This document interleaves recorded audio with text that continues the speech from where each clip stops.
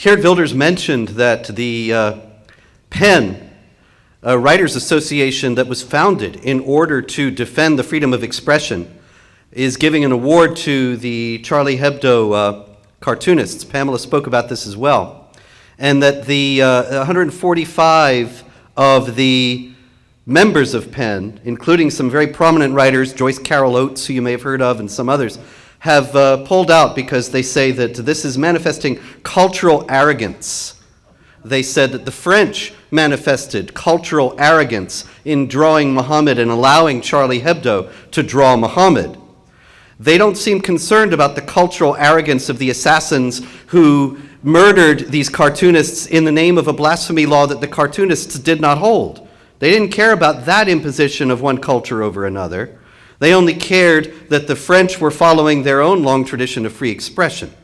Now that's a terrible thing for an organization that's designed to defend the freedom of expression. It's a terrible dissent, and it bespeaks a dissent in our whole culture in general. You will see around the room, you probably have already noticed as you were coming in, that we have some of the entries into the cartoon contest blown up, and we also have interspersed some historical images of Muhammad. Now, it's very noteworthy. Take a look as you're going out this evening. Take a look at some of these because you'll find them very interesting. Some of them are ancient Persian images made by Muslims. And nobody got killed. Nobody got death threats. Nobody was called a racist. They depict Muhammad cursing women in hell. They depict Muhammad beheading the Qurayza Jews, of which he massacred between 600 and 900, according to his earliest biographer. These are depictions by Muslims of Muhammad. Some of them you'll see his face is covered, but in some of them he's just depicted as he is in the cartoons that are more contemporary. Even more important, there are some images you will find from earlier centuries in the West, when we did have more cultural confidence. Dante Alighieri, the author of the Divine Comedy, it's a three-part allegory, one of the greatest poems in Western civilization, the great Italian poem, and he goes into hell, and then into purgatory, and then into heaven.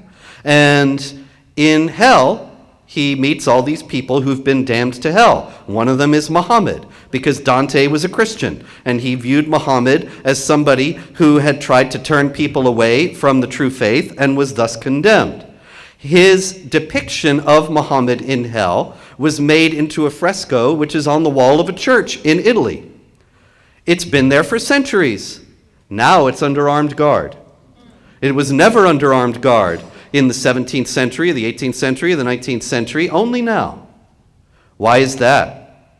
Because now Muslims are, in the first place, much more present in the West than they were, but they're a much more aggressive presence in the West, and that is an aggression fueled in large part by our own cultural weakness.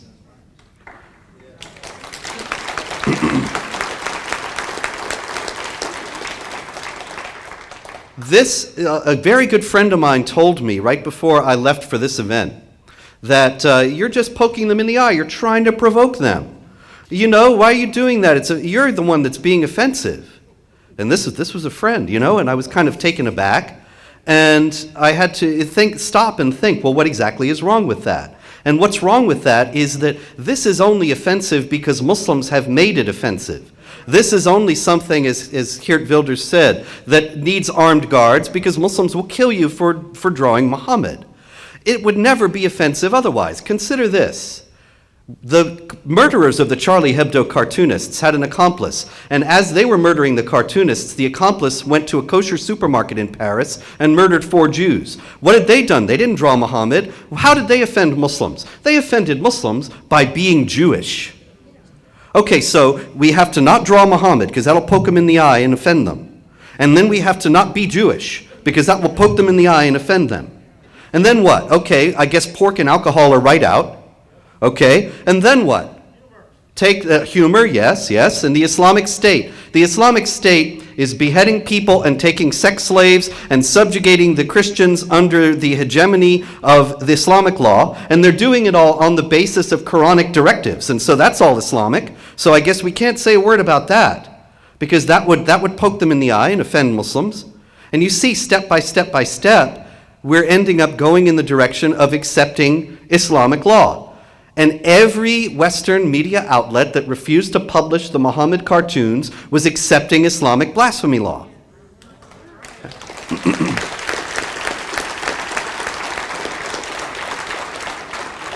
And so I say it's time for a little cultural self-assertiveness. In the 19th century, they didn't have these problems. There's the famous story that I'll close with from the British Raj, the British colonization of India. And in India, the Hindus, not the Muslims, but the Hindus, had the practice of sati, where the widow, the wife of a man who had just died, would be thrown upon his funeral pyre and be burnt to death. And the British outlawed it. And the Hindu delegation came to General Sir Charles Napier, who was the Governor General of the area, and they said to him, "You can't outlaw this. This is our culture." And he said, "Oh, it's your culture. Oh, well then very well. You live out your culture, but we also have a culture. And our culture is that men who force women to throw themselves on fires will be hanged by the neck until dead. So you live out your culture, and then we'll live out ours."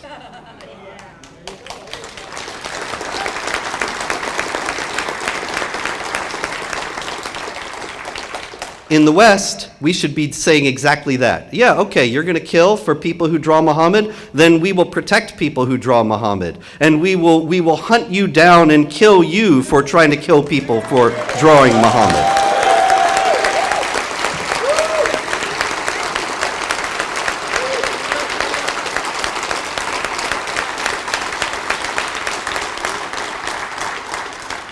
The freedom of speech is not an end in itself. The freedom of speech was put into the Constitution as our fundamental protection against tyranny.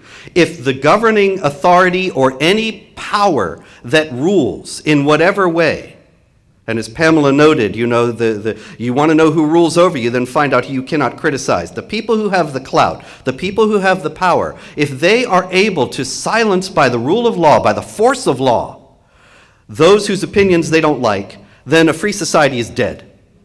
Then they can do whatever they wish unopposed, and dissent is impossible. And that's what this is all about. This is not about insulting Muslims or offending Muslims or poking them in the eye or even about drawing Muhammad. Ultimately, it's just that that's where they are making the line, and that's where we're going to stand. And we're going to stand against tyranny and for freedom.